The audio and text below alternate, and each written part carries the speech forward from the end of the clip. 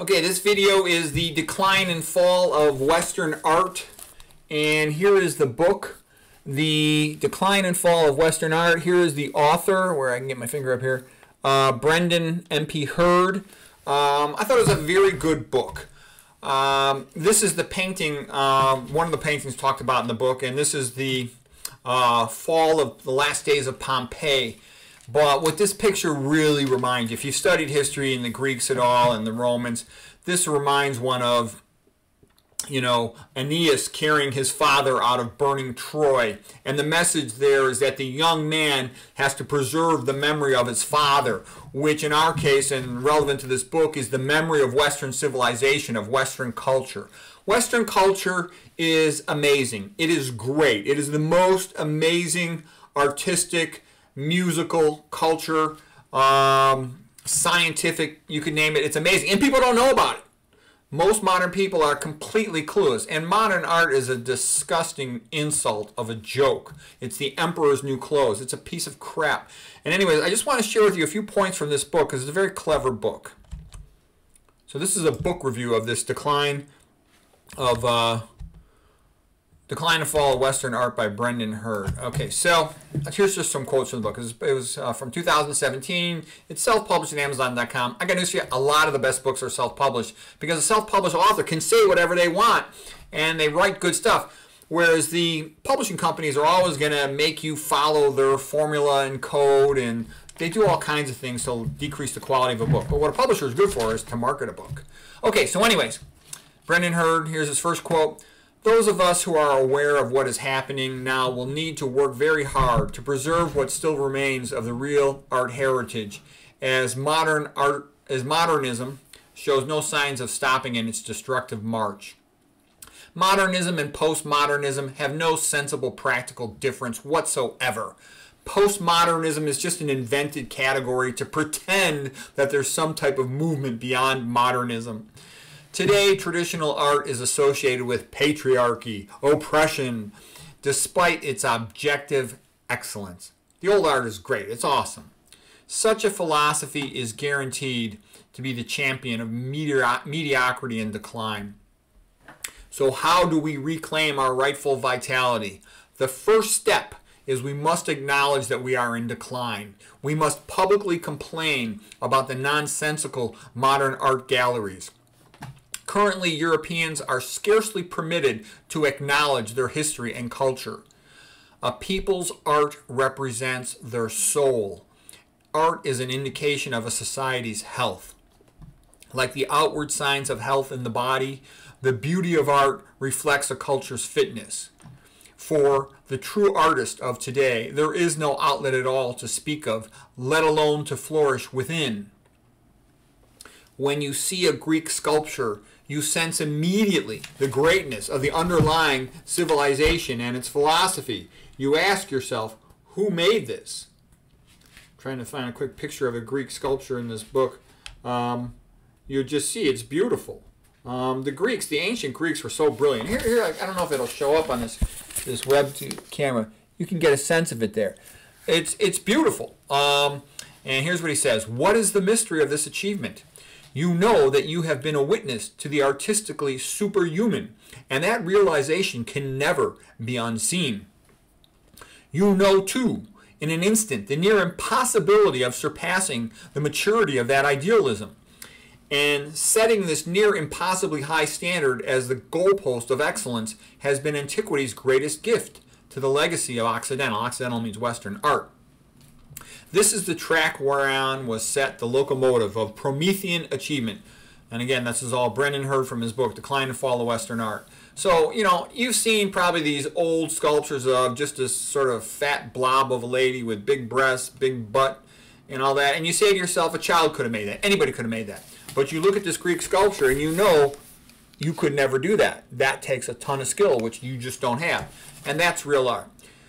And he calls this, could a child have made this? He calls that the test of modern art. If you look at something, you say, a child could have done that, or some low-functioning person could have done that, then that's not real art. That's just nonsense, all right? Really, quality art is something that it takes a lot of skill to produce. More quotes from Brendan Hurd. And what he's basically saying is that it is a terrible insult to our culture, and we've allowed this to go on for too long to say that this modern art is something real and represents us in some way. No, it only represents how stupid modern people are to put up with this crap, and how the typical dummy is a conformist and will accept something if some phony so-called expert says it's good. They're not able to judge for themselves. They're not able to trust their own instincts in making a judgment. Okay, Brendan Hurd continues. The fine art critic with his verbose obfuscation is the true modern artist of our artless wasteland, talking nice-sounding nonsense that confuses people and disguises garbage as highbrow intellectual sleight of hand. In the book The Painted Word, 1975, by Tom Wolfe. Tom Wolfe was a good author, and he's funny and he's clever. Tom Wolfe crafted the thesis that under modernism, art is no longer a visual experience, but rather a literary experience, because the art stinks, and the only reason it has any credibility whatsoever is some phony so-called expert says a bunch of bogus nonsense about it that sounds fancy, okay? By redefining art, the tradition has become defunct. The modernist movement has made a farce out of a once proud genre of art and out of beautiful cities, their art galleries, concert halls, books, and cultures. Tom Wolfe, quote, "The notion that the public accepts or rejects anything in modern art is merely fiction. The game is completed and the trophies distributed long before the public knows what has happened." And they call this like a language, art speak, of how people talk about modern art. And I'll tell you something, whenever I see, because I've watched a whole bunch of art courses, whenever I see the art teacher talking about modern art and pretending it's real and significant, I completely lose respect for that person. They're a sellout, they're a liar, and you should not respect them, okay? Modern art is garbage, okay? Picasso sucks. Take a look at Picasso's Cubism, take a look at his statues. It's all crap. He was a member of the Communist Party, and he just played along because he can make a lot of money out of it, okay? Kandinsky's a phony, Pollock is a phony. All of these modern artists are phony. It's all crap. There's nothing good, not even 1%. It's 0%, okay? It's just a big lie, and anybody who tells you otherwise is a liar or a chump. Okay, so here he calls this the could a child have done this test, which could be applied to Kandinsky. And he says they just play around with words to try to pretend something's happening. It's all crap. And the root goal is that actually, what are they trying to do? They're trying to destroy respect for the real art of Western culture and tradition. Okay? So, you know, the typical stupid person tries to pretend they're sophisticated by appreciating modern art. The reality is they're stupid to pretend to like it. It's a sign of somebody who's a phony ignoramus and doesn't even trust their own confidence. Picasso won a Peace Prize from Stalin. What a joke that is. Like an oxymoron. Okay, Brendan Hurd continues. To have allowed into the core of our advanced civilization these obvious lies has been a tremendous and suicidal foolishness. Is it any wonder we now find ourselves a self-loathing civilization, whitewashing its own glorious history? Expressionism, Dadaism, Cubism, abstract expressionism, they're all the same thing. Modernism is a philosophy whose goal is to destroy European culture itself by redefining art as something nonsensical. What would the mighty Vitruvius, the great architect of Rome, what would he think if he saw what we've done to our cities? He would decry us as the most decadent and deformed society that has ever existed. You know, my own little quote here. Could you imagine if the Renaissance artists came to America, like Michelangelo and Raphael, later Caravaggio, and they wanted to look at, you know, the crap in our modern art galleries? They would laugh at us and say, there has been no progress. We've gone backwards. They would think we were all mentally retarded for putting that crap in a museum. It's ridiculous, okay? Okay, Brendan Hurd continues here from his book. Modernist architecture is worse than modernist painting because you can't avoid modernist architecture.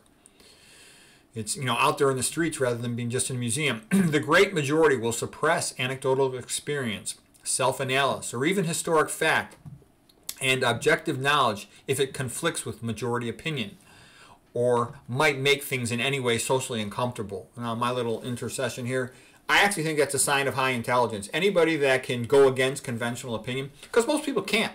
The average stupid person, whatever is the accepted standard, they just go, okay, well, that's what it is. Is a sign of being intelligent, that you respect your own thoughts, your own judgment, your own experience. But sadly, most people are not able to do that, and that's why these phony so-called experts in modern art are able to have so much influence on them. And that's also why people who are able to recognize it as a bunch of garbage, Emperor's New Clothes, should say something to the dummies and help inform them, because it drags down our entire society if we let this kind of nonsense continue. It's important that people are able to recognize truth, recognize beauty and goodness, have an accurate judge of these things, and be able to say the truth. You know, like George Orwell says, if you can say 2 + 2 = 4, everything else can follow from there. All right? Okay, Brendan Hurd continues in his book, Decline and Fall of Western Art. Modernism has been with us so long, but remains so patently false, that subjecting people to it is now a strange litmus test for judging how easily they will accept what they are told. While now branded as an evil, judgmentalism is in fact necessary and good, leading to refined tastes and ascending high culture.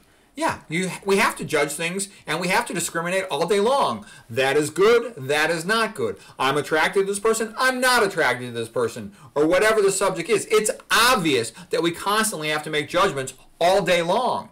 And a person who's not able to judge is easily vulnerable to being a victim of nonsense. Okay? And when Brendan Hurd continues, and to use even more taboo terms, despite all we have been taught, brainwashed, discrimination is morally right, if only because it is an unavoidable aspect of reality and human nature. Yeah, you have to be able to determine what is good or bad in order to be able to seek the good. Okay, Brendan Hurd continues, ultimately the average person is overly swayed by perceived authority. Major media outlets control public opinion largely by presenting themselves as representing public opinion, rather than the reality is they're just shaping public opinion. Modernism is not harmless. It is either a symptom of the death stage of civilization, or more likely, it is the cause of that death. Relativism is in art and actual painting is now labeled realism or illustration. Okay, so what is he trying to say there? People who are really doing art, trying to paint and draw things as accurate portrayals of reality, you know, as we've seen in traditional art, they're now criticized for saying, oh, that's just illustration, as if it wasn't something highly skilled. No, it's very highly skilled. And then he goes on to say, I have been touched how the words racist and sexist alone, despite being essentially meaningless, contain now enough power of suggestion to permanently destroy civilization itself. Safeguarding our specific culture as extended family is the ancestral inheritance that we have been entrusted with. That is the natural love, the love of our parents, our children, our spouses, our community and heritage. Our decay is fast approaching its nadir, when we must choose to be self-affirming again or dissipate into nothingness. Yeah, so the wonderful Western culture tradition of magnificent art, the best art in the world. There is no art even close. If you know of anything remotely close to the quality of Western art, I would love to see it. Put it in the comments. I'll be happy to look at it. I'll make a video in the future if it actually really exists. Now, I know, I've seen some Asian paintings at tea gardens that were rather pretty and nice, but they don't compare, in my opinion, with Michelangelo or Raphael or Caravaggio or the Pre-Raphaelite Brotherhood or so many of these other great artists.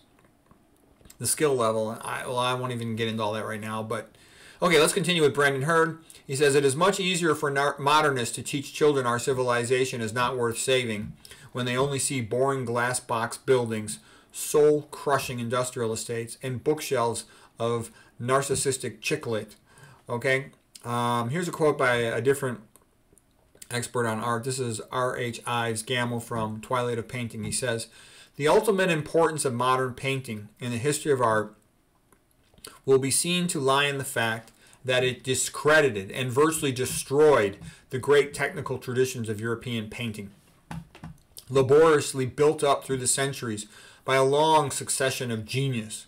The loss of these traditions has deprived our potential painters of their rightful heritage, a heritage without which it will be impossible for them to give full scope to any talent that they may possess. So yeah, what it's basically saying is, in the old days, for example, you used to have a lot of family farms and the kids would grow up knowing how to farm. Whereas nowadays, hardly anybody farms. So, there's not many people maintaining those skills of farming other than these sort of industrial farms. So the point is, not enough people are drawing and trying to maintain the traditions of the trade of drawing. Maybe it's going to be a long time if this art ever comes back to the level of quality that it usually previously had.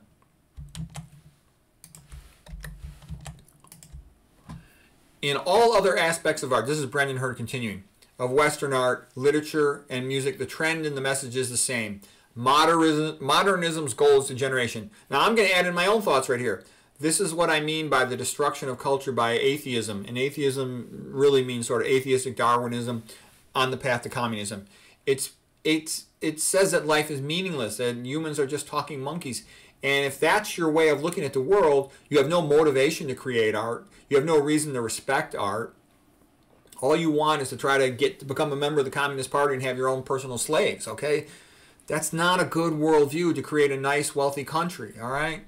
So modernism's goal is degeneration. Modernism is a visual art philosophy whose goal is to destroy European culture itself. And that's an important point.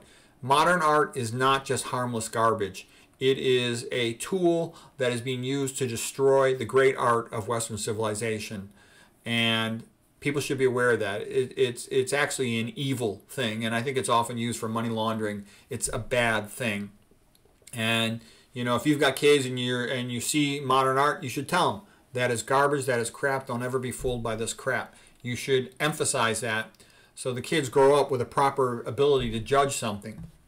Modernism thrives in a totalitarian victory over Promethean men.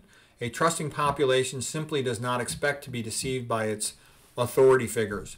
The core purpose of nearly every Western institution has been inverted in this way, and the real purpose of even having art institutes to begin with has been destroyed, and that is to preserve the continuation of good art and literature. It's been lost. Despite how it looks on the surface, modernism is not harmless. It is either the symptom of the death stage of civilization or the cause of it. Okay, so yeah, it's a big deal. And what he's also saying is this modern art garbage is also corrupting, the movie theaters, the literature, and the music. So don't be a chump. Don't approve of it, and teach your kids that it's garbage. So show them the good old stuff, and hopefully they'll learn about it. And also, all this stuff is like a culture of death. You'll notice that anything that's sort of anti-family, anti-children tends to be subsidized or promoted or encouraged in our society versus anything about traditional family, intact marriages, man and woman, loving each other and taking care of their child. That's all mocked and discouraged, okay? And I can tell you, I see a lot of young women, and they all think their career is super important and having kids is some incidental, secondary thing in the back burner. But you know what? That biological clock gets ticking in their 30s. And I know lots and lots of nice young women who are infertile, can't have a baby, and they're very sad about it. And I know a lot of women that are older, late 40s, 50s, 60s, and older. And I can tell you, the joy of their life is their baby. I've never met a woman with a child who the kid wasn't the joy of their life compared to everything else. Plus, also, when people are in their 20s, it's exciting to have a job and see your friends every day and see what's new. But you do the same thing for 10, 15 years and you realize it's going nowhere. And, that you could be fired in 2 seconds. They'll just replace you with somebody else the same day. So what I'm trying to say is they realize that, to their kids, their mom is the most important person in the whole world. To their job, a typical person, man or woman, they're usually just doing some task that somebody else can do in 5 seconds. And it doesn't have that much. You need to make money to do your job. But what I'm trying to say is family should be up here. And for most people, jobs should be there, relatively speaking. You know what I'm saying. The family has been denigrated. It's been put much lower than it is. So I showed that all that stuff is leading to a tomb, the island of death. And then here's a much better place to go to, the island of life. Okay, so this is finishing up the last slide here in this talk about Brendan Hurd's book, The Decline and Fall of Western Art.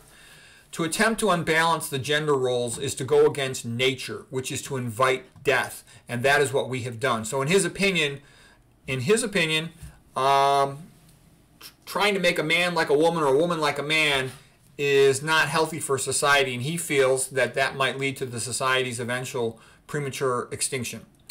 Brendan Hurd then, after saying that, he continues, he said that the most great art is produced by men in painting, sculpture, architecture, and literature. And in his opinion, he thinks that women are too conformist And he thinks that they tend to be more likely to go along with whatever authorities tell them to.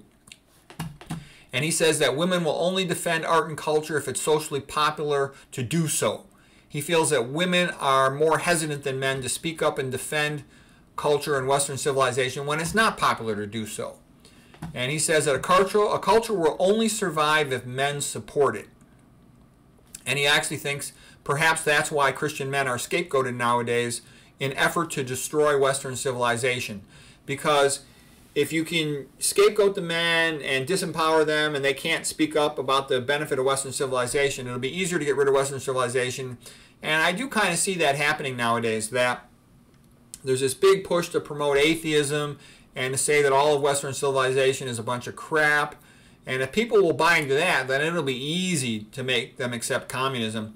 And then all of a sudden, they'll be living like a bunch of farm animals and treated the same way, and they'll be like, oh, what happened? Okay, so anyways, Brendan Hurd continues. He said the Renaissance was largely fueled by a rediscovery of pagan texts and philosophies forgotten by the masses, but kept alive by the Christian monks. Yeah, the Christian monks. There's a book by Thomas Cahill called How the Irish Saved Civilization. It's a good book. And a lot of the Irish monks, working around in monasteries, they kept all the old books so that they could be rediscovered by a wider number of persons around the time of the Italian Renaissance. Okay, this is Brendan Hurd continuing. The poetic oral tradition was a bridge to ancestor worship from the time of Pericles back to the walls of Troy. The Greeks gave us the formula for artistic beauty. We will not regain our culture or art of any sort until we earnestly undergo a religious revival to reclaim a metaphysical view, even a rational one, as the kernel of creativity.